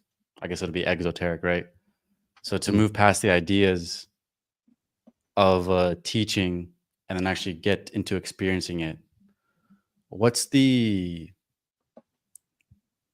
line in which you begin to cross over when you go from understanding an idea around a spiritual concept or just a concept in general and then into direct experience? Like, how do you begin to actually experience what um you're talking about? Is it a matter of just changing your language and to experience it? Like, you have to just, instead of adopting how everyone says things are, you actually look and see into it? Like, can you begin to describe how do you move from just conceptual knowledge to actually direct experience of, Mm. especially, it seems like you study Steiner.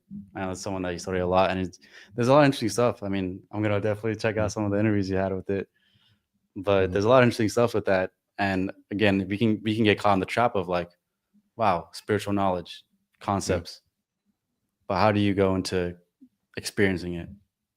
What's the keys to that? Yeah, this is very important, and it's very fundamental, especially to the work of the fourth way, because we have like a triad. We have knowledge, and this is food. We can look at this as food, so we can have knowledge. Okay, now there's no amount of knowledge um, is going to have any benefit to you. We can accumulate unlimited amounts of knowledge, but it has no benefit until we're actually able to place it into our being. So when the knowledge can be put through the being, then it becomes understanding. So even with words and language, ordinarily we don't understand and we don't have knowledge of our own language in terms of definitions. So knowledge is just material. It's just data. Now, without the initiation of fusion, it will just become knowledge into the headspace. It will just accumulate knowledge. If anything, it can end up working against you because it creates an hourglass effect. In any given moment when we need to apply that knowledge, we've got so much knowledge. This is why quite often you'll see or you come across people that are very knowledgeable, but in terms of practical application and function, they're useless. That's mostly Yeah. because it hasn't been fed into the being. So it's actually better to take a small bit of knowledge and eat it rather than have loads of knowledge just floating around in the kind of headspace or memory. Then it becomes what we would call understanding. Once it's been through the being. But we can only really go into the being if we have enough fusion of the intellect, body, and the emotional center. Just to add to that, so we have what's known as collected state. So all aspects of esoteric study, esoteric work can only take place from the position of the collected state. Without the collected state or enough stability in terms of our sense of being, when we apply stuff to it, it generally won't give us the results. You could say that with an aim, the main reason the aim is never fulfilled is because we cannot maintain a collected state for long enough to fulfill the obligations of the aim. Our state will change. Something will come in from the outside to affect our state, and it will take us off course of the aim. Yeah. What do you think of this? I've heard of triangle: knowledge, confidence, and power. So, I mean, there's knowledge, confidence, and power. Do you think all these three synergize together? Yeah, Confidence, you're I would being say comfortable in your, I would say it's very similar. I mean, you could translate it so um, the being is confidence. So having confidence in the being. Now, somebody who's confident would mean that you've applied knowledge to your being. Somebody who is unconfident in any given subject is because they just have knowledge, but they've never maybe practiced it. So I don't know, you could know everything about being a carpenter, but you couldn't saw a piece of wood in half. because you never applied Yeah, it exactly. through the being. So you don't really have true Yeah. understanding. Understanding could be power. So we could actually change the language slightly, yeah. Yeah. Yeah. I'll leave it over here. Yeah. And so this is for our triangle knowledge, confidence, and power. Confidence being your comfortability, and self to apply knowledge to your own experience. So yeah, applying knowledge to your own experience, definitely. Yeah. And So understanding is a superpower. yeah. So can you talk about the realm of being though? Because that's something that. Okay, so if we start there, what does it mean to actually be?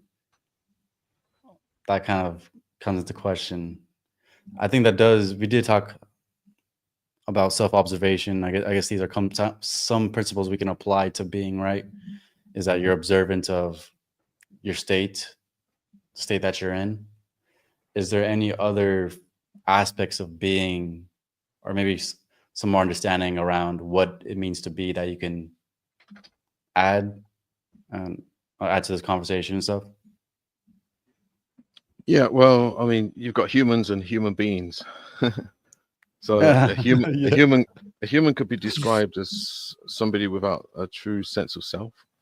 They have an ego, but a human being would be somebody that has a greater sense and with a cosmology of who they are, and that would be a mixture of the spirit, the essence, which is part of the ingredients that they were born with, that they brought into this realm or reality. The ego and personality, they're kind of additions that we've bolted on as we've traveled through childhood and adolescence and into the adult world. But the sense of being would be more on the level of self-awareness, self-consciousness, and self-remembering.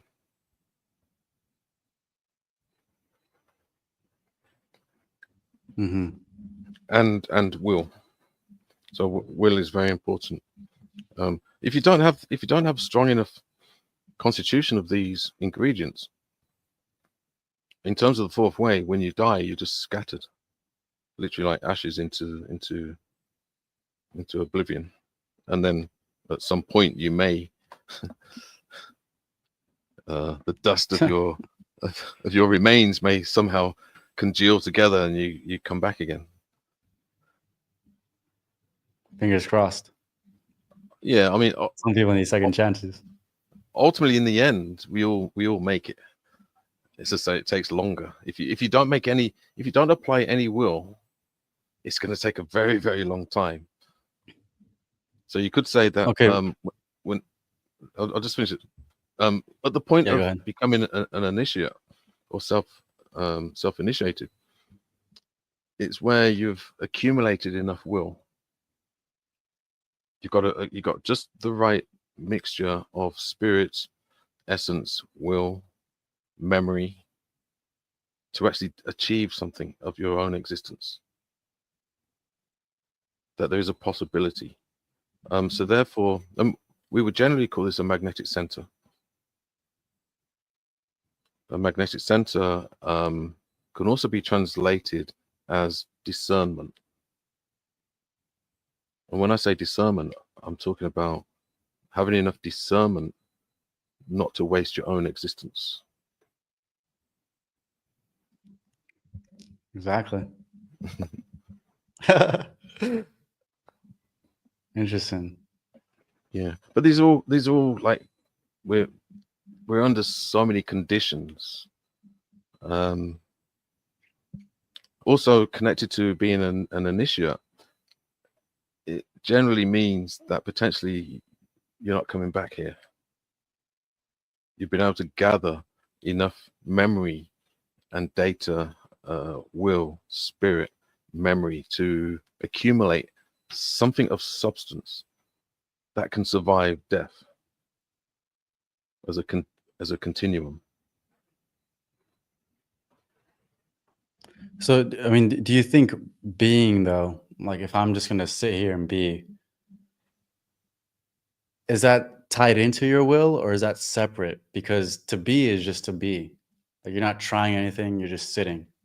Like or you're okay. So does your willpower tie into being, or is it something separate that you develop after you learn to be? What is your observation around that? Well, I'd say it's a question of two halves. So, for instance, to have will means to do something. Also, to have will means not to do. So there's two halves. Oh, yeah, yeah. So somebody could be willful because they're doing something. Somebody could be willful because they're resisting doing something. So there's kind of two halves of the spectrum of will. So it's like most things, it's not a simple thing. Now, so for instance, we can have an aim to do something. We can also have an aim not to do something. We can struggle against a habit of procrastination. We can struggle against the habit of being impulsive and doing something too quick. Both are will. And for the most part, so as an example, one is active and one is passive.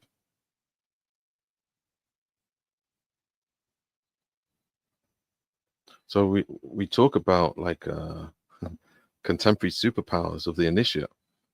So one of the superpowers will be the will to go into fusion of the lower three centers. So we have the production of the fourth center. That's where the work takes place. That's where we start feeding and coating the higher being body.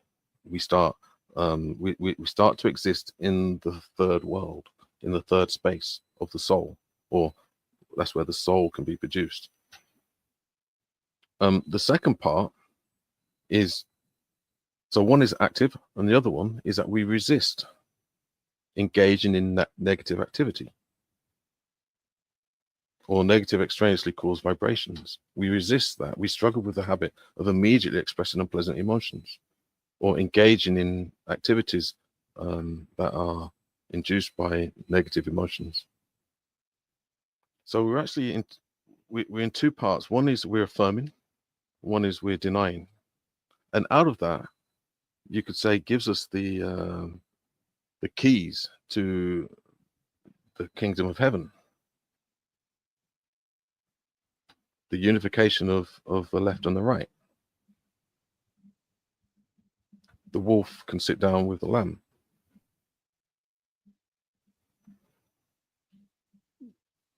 Interesting way to put it there. Hmm. So when you're, oh, go ahead. Yeah, just to add to that. So that is our work. There's a third aspect where if we do the work, if we take care of the affirming and the denying in terms of our will, power, superpower,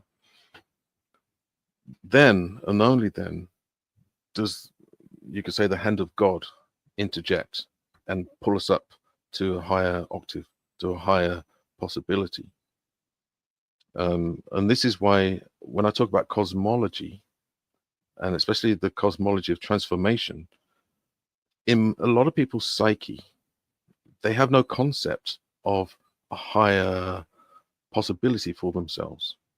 Now, naturally, we should have that. It normally gets derailed into some kind of idolization of sports or football or pop singers or any fascination or fetish, when really that function was meant to be the perception of a higher version of yourself, which would be the Christ, the perfect perfection. Mm-hmm.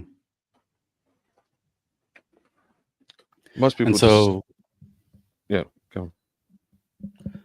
I was going to say, like, this is switching the topic. So I would say if you had any last comments on that, or kind of in the middle, I would say. But if you want to finish what you're saying real quick, now I'm gonna ask you a question.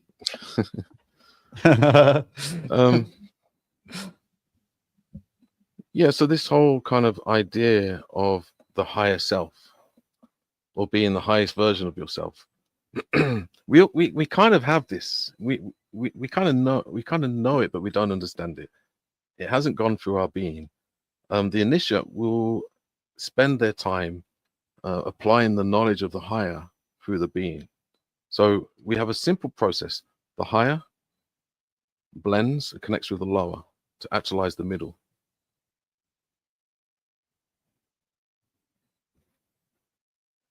And then the middle will actually become the lower to the next. So it creates a pump. It creates a form of transformation, elevation towards perfection. Yeah.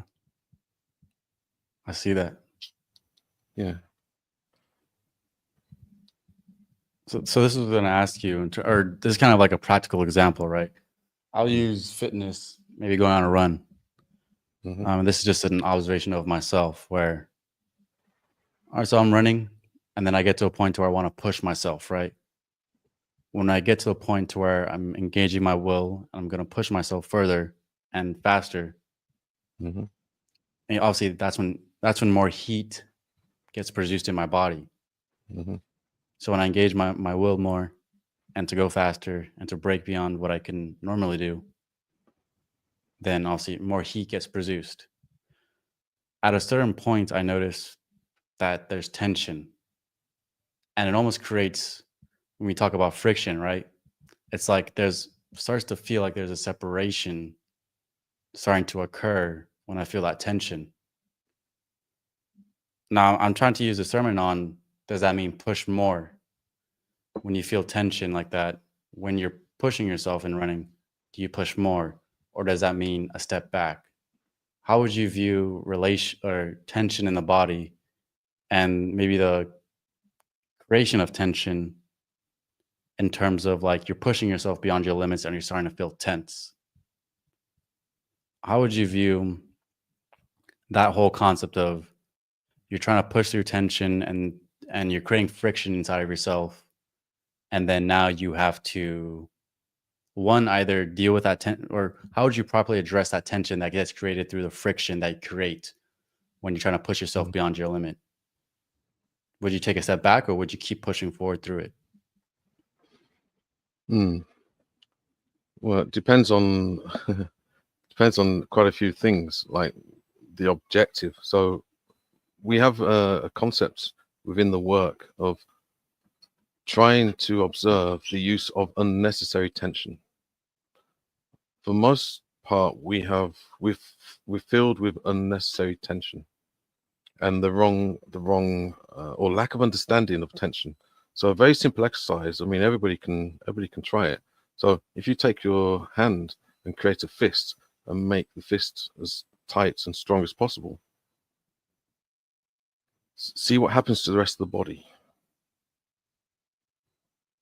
Now, what tends to happen is the instruction was to make the fist tense. But what tends to happen is the shoulders, the bicep, the tricep, the lats becomes tense. That's kind of almost like a lack of awareness, body awareness, an unnecessary tension. Now, so we can practice the same thing again, but this time practice the tension of the fist, but the relaxation in all the other muscles as best we can. So through our sort of mechanical movements, we've got habits of unnecessary tension. So that's kind of like the first thing that needs to be addressed. Now, there are times when we do need to be tense, but most of this stuff is done unconsciously. But I think what you're referring to when it comes to running is, I would say it's more the fuel systems of the body and the intervals. We can practice when we do repetitions on, say, bench press. If we do, I don't know, 10 reps.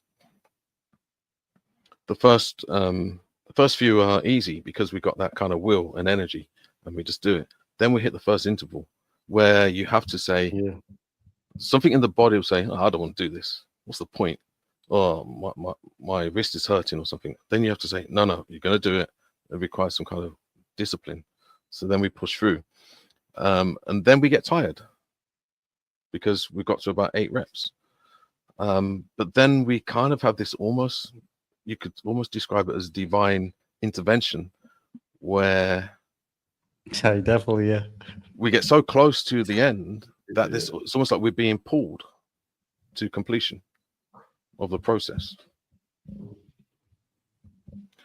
So we can actually use esoteric principles when it comes to physical movement.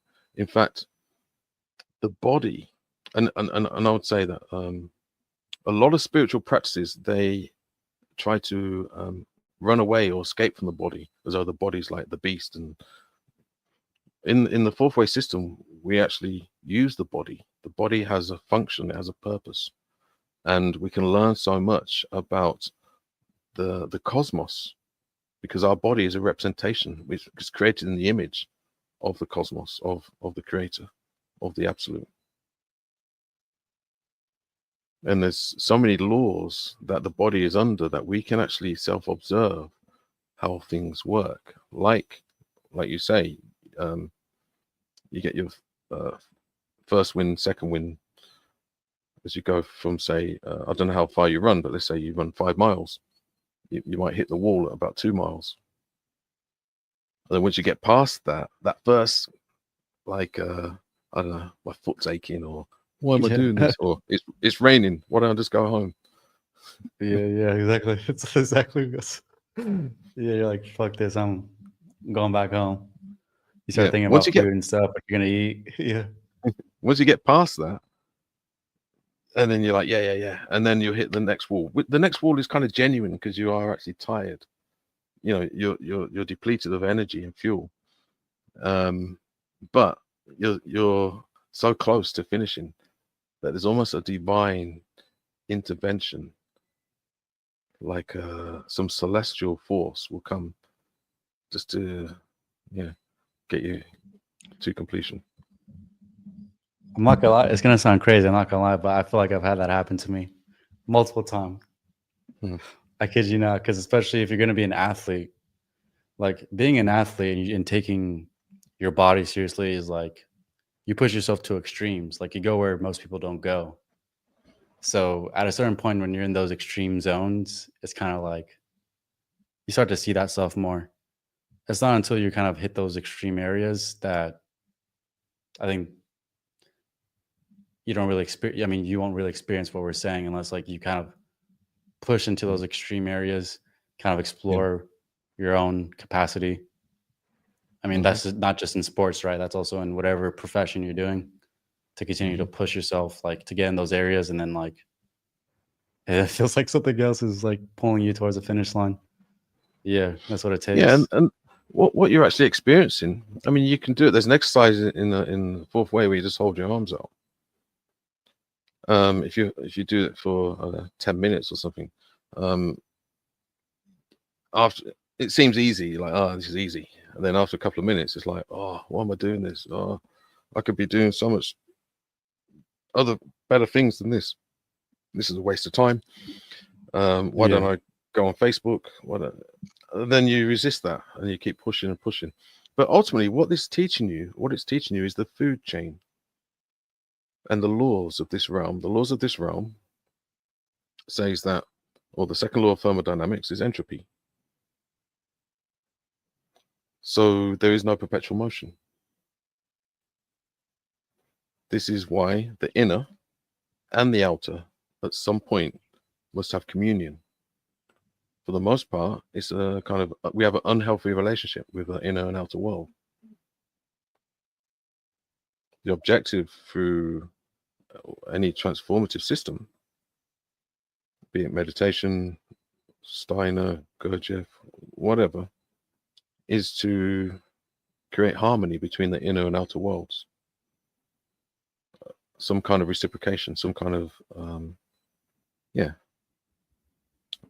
reciprocation of maintenance. Yeah. Well, I think this is a good place to end. But do you have any final comments, questions. Does anyone else have any final comments also that is watching? Do you guys have anything that you like to input? I'll go ahead and read through some of the stuff. Yeah, much love from Slovenia. We had cycling in the chat, the green heart. That's his favorite emoji right there. We got see, the Triado control is a brilliant tool to use. I use it on the daily, and it's helped me through some chaotic times. Becomes a kind of mantra to myself. The three questions. What are those three questions, by the way? If for people that The triad don't of know what that control. Yeah, or at least I triad believe it's control for some people. Just maybe general. I believe it's referring to understanding. the trichotomy of control, which is a Stoic Trichotomy, okay. technique. So we have to observe our existence containing of three aspects. One is ask. one is what we can control. So to ask myself the three questions. Yeah. So kind of mantra to ask. Yeah. What can we control? What we can't control, and the third space of what we can influence. So every situation that we experience will contain or have the trichotomy of control. What the fundamental problem or mistake people make is that they put all their attention into what they can't control.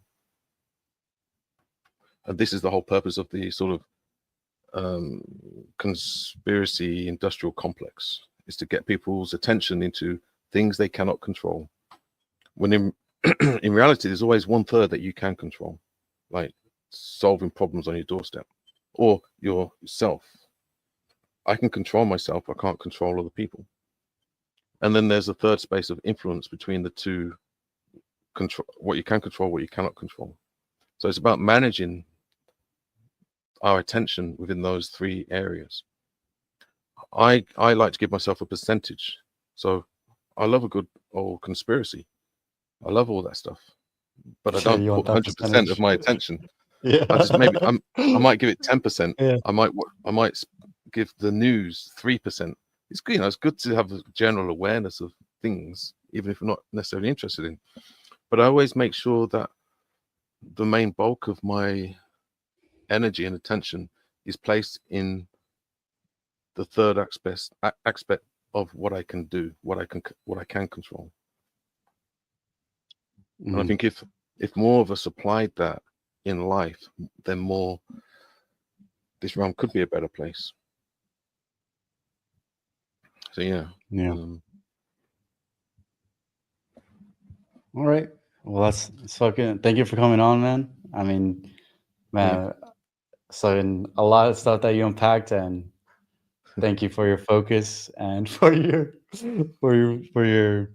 ability to just to unpack a lot of those things, man. Because that was definitely interesting stuff that you mentioned.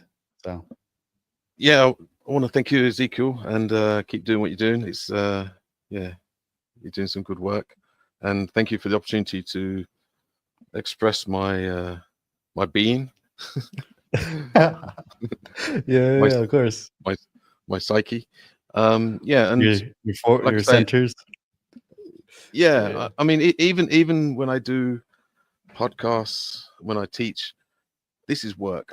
I'm trying to be in fusion. I'm trying to speak from the being with all three centers, with the whole of myself, and it's a challenge. I get nervous, just like everybody.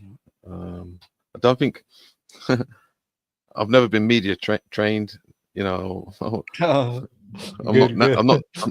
not necessarily natural to this. In fact, I'm kind of an introvert. So this is a challenge for me, but I enjoy the challenge, and if it can help anybody out there, especially, I know how difficult it is, especially now with all of the outlets of all of this esoteric and occult knowledge that's all of a sudden being made available. It can be a bit of a minefield out there, but it's important that we have some kind of trust in ourselves, some kind of trust in, or some kind of development of our discernment and intuition. And Yeah, Yeah, we'll end it definitely. there. Good spot to end. So make sure you check out Lee's podcast. I think there's gonna be a link in the description, or I think I already Mm. put it in there actually. If not, then I'm gonna link it down below. But yeah, we got Donna saying always a pleasure listening to you. We got We Are Warriors. Thank you, gentlemen. That was a real treat on a Friday night. It's a good way to spend your Friday night, huh? So and then we got Helen, the celebration, little emojis. I mean, it was party time. I mean, you said your thing, man. Fucking What a great way way to spend to what a way to spend a Friday night. keeping the pubs empty. You know, keeping the pubs empty over here, and they're talking about some real stuff, some cosmic stuff. All right. Well, yeah, links are gonna be in the description below. Check them out, and yeah, make sure you stay attentive and always observe. So